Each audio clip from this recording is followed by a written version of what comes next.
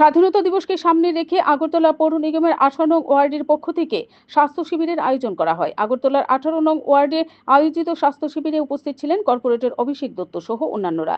এদিন স্বাস্থ্য শিবিরে অসংখ্য মানুষ স্বাস্থ্য পরিষেবার সুযোগ গ্রহণ করেন। রোগীদের স্বাস্থ্য পরীক্ষা করে বিনামূল্যে ওষুধপত্র বিতরণ করা হয়।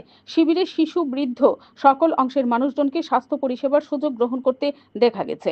আগামী দিনেও এই ধরনের পরিষেবামূলক কাজ অব্যাহত থাকবে বলে এলাকার কর্পোরেটর অভিষেক দত্ত জানিয়েছেন।